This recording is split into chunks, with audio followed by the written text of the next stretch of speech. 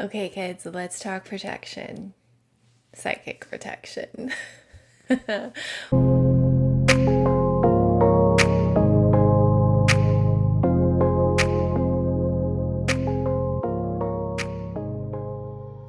Welcome to my YouTube. If we haven't met before, my name is Jessie. I'm a psychic medium, a therapist, a fitness instructor, and I'm here to talk to you about psychic protection. So, welcome. This one has been requested a fair amount recently, so I wanted to share it. As always, please trust your intuition over everything. So, what I'm sharing is from my own experience, from working with clients, from mentoring under other psychics, all the things. So, it's sort of all the tools in my toolbox. But if it doesn't resonate with you, ask your spirit team to send you something else. The end of the day, it's what feels good and safe for you, especially when it comes to psychic protection. Your feeling of safety and being embodied is what is going to protect you the most out of everything. A lot of the things that I'm going to be sharing are more on, well, not all of them, but some of them are more on the physical side. And at the end of the day, everything comes down to energetics and vibration. And so if you are embodied and feeling good, then it is way less likely that anything is going to be able to come into your space. So take what resonates, leave what does not. Okay, let's go story sharing time. That's where we're going to start. So this is burned in my memory. The first time that I saw a physical, not a physical, a entity present in a physical body. And as I'm sharing this video right now, I am more someone who sees in their mind's eye rather than in the physical, which can be very alarming. But this was one of the first times that I saw an entity present in the physical sense, and that I was seeing it. I saw a glimpse, a very quick glimpse of it with my physical eyes, and then it was my third eye that took over, and then my psychic gifts that started tuning into what was going on.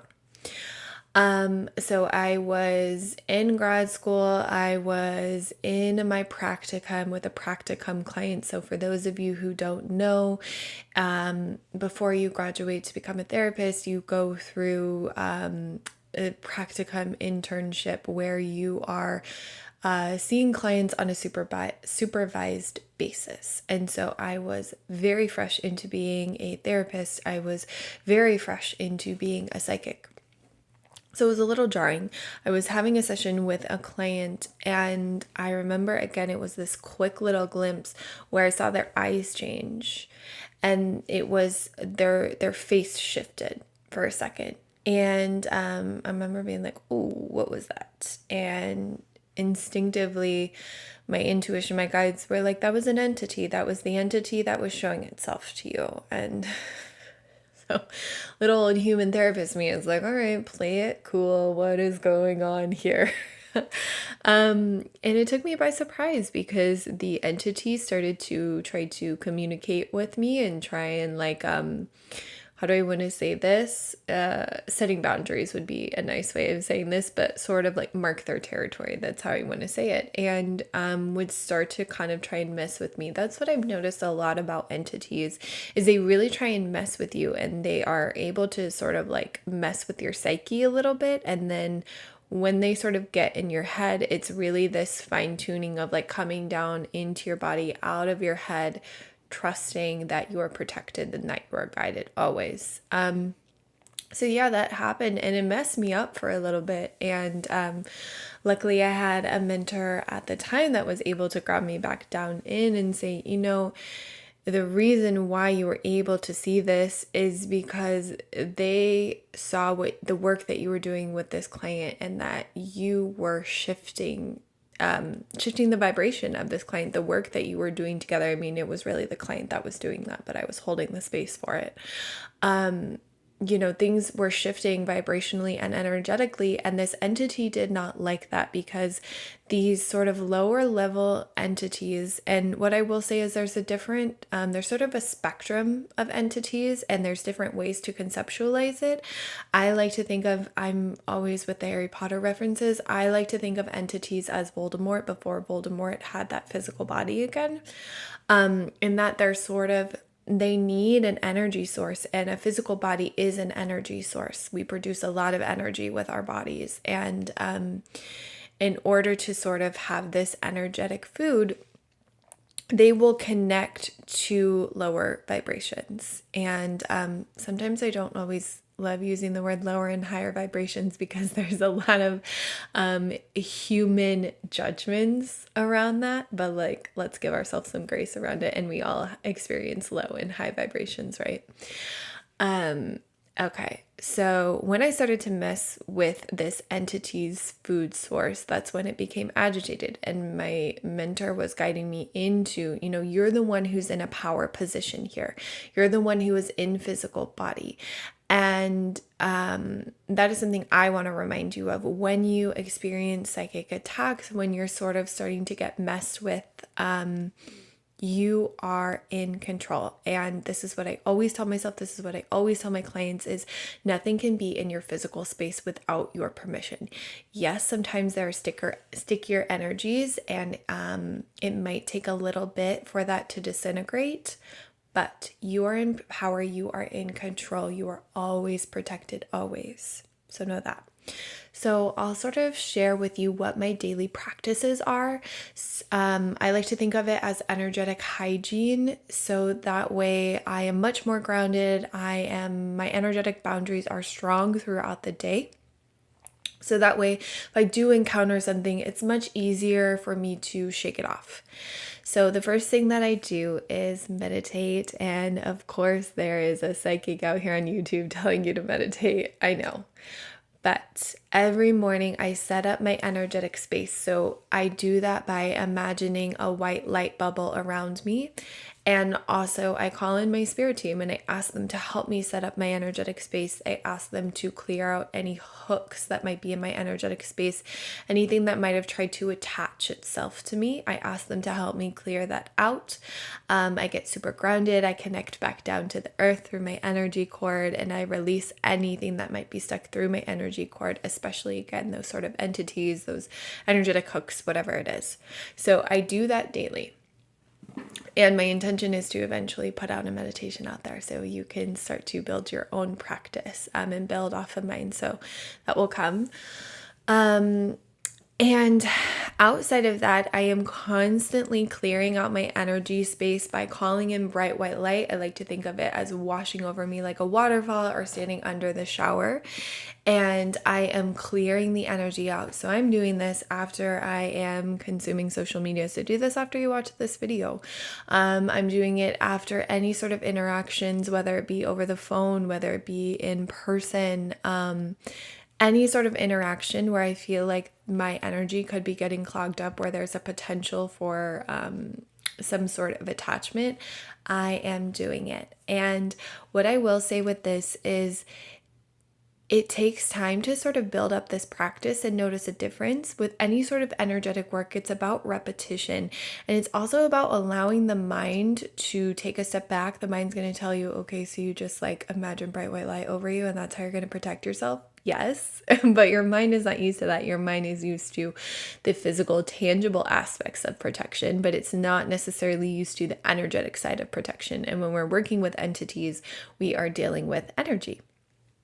So bright white light, always cutting cords whenever you have any sort of interaction. And again, the nastier the entities, how I want to say that, the dirtier or stickier the energy is, the longer it might take. So having a daily practice with the meditation and then clearing things out is going to be super helpful for sticky energy.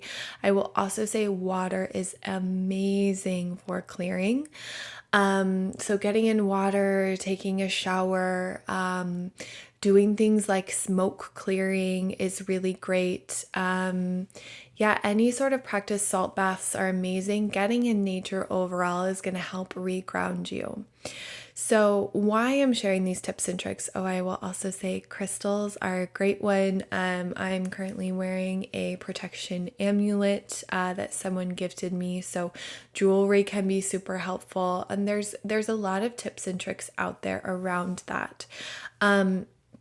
But at the end of the day, anything that you are doing to protect yourself, if it's not allowing you to actually feel safe in the body, then while you might be doing the physical stuff, your energy is going to be speaking something different. Your vibration is going to be speaking something different. So you want to get in a state of where you are more embodied and more grounded and you are feeling safe. And then that's when these more physical practices are going to work, right? So, again, I want to share with you that nothing can be in your space without your permission. You are in the power position being in physical body. And if you are ever in a situation where you're feeling very fearful and you're coming up into your head and then you're just feeling like that fear is spiraling, call in energetic protection. For me, when I'm in that state, I call in angels. I like to work with Archangel Michael. I call in my spirit guides. I call in my loved ones in spirit too. So if you have a loved one who has passed over, I know for me that's my father and his mother, my grandmother. They are feel them now. I feel, very energetically close to them, love them so much. And so that always gives me a sense of peace. I feel called to share a story that happened recently as well to sort of give you a taste too. There are two other things that I will say that are really helpful for energetic protection, for shaking off any sort of entity. In that, again, raising your vibration. So after a reading recently, I noticed this entity like really, they were sort of lingering in the background. They weren't necessarily in like trying to get into my energetic space, but they really wanted me to know that they were present and they wanted to mess with me. And what was like trippy is they like kept showing up as like Zamora, like I could kind of see Zamora in my mind's eye, which like, ugh. And I hadn't done great energetic protection setting before this session. I kind of went through it like half-assed it. So, which by the way, I'm always doing protection setting before any sort of session with clients. I'm doing the bright white bubbling, I'm calling in guides, I'm setting the boundary that only spirits or beings of the highest and best good can be allowed into this space. Anyway, so this entity was present and I was doing my best to breathe, stay in my body, remember that I'm in the power position. And this entity just like kept wanting to mess with me. And then my guides reminded me the power of music, the power of song. And they were like, sing. I was like, okay, weirder things have happened. So I started singing Somewhere Over the Rainbow and just kept like focusing on the power of that song and like the just the beautiful energy of that song. And that song also reminds me of my father. So I was calling in my father, I was singing this song, and then that's when the energy started to unhook. That's when the energy didn't want to be present anymore, because again, I wasn't an energetic food source for them.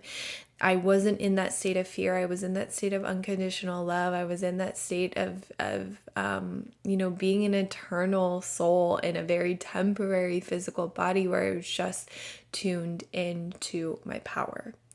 So again, there's all these physical practices that we can do, but at the end of the day, it's what helps you feel safe, and it's repetition. It's continuously doing these things that feel good. Yoga is a beautiful way to shift things, to shake energy off. Movement in general, whatever sort of movement practice that you have. Again, I'm throwing all these physical tips at you. Let me see if there's anything else that they want to share. So if something is, what I'm sharing with you is a much more lighter psychic attack, right? I do believe that there are stronger entities that can really impact the physical. And so what I will say is, yes, these are beautiful practices to sort of uphold your energy on a daily basis. But if something is much more present, like if you're feeling some sort of, what's the word that I want to look for? I don't know why it's not coming in. What's the word that we're trying to go for here, Spirit?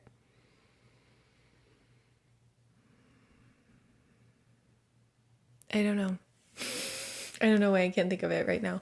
But if you feel like your being is being taken over, I know I'll think of the word as soon as I end this video.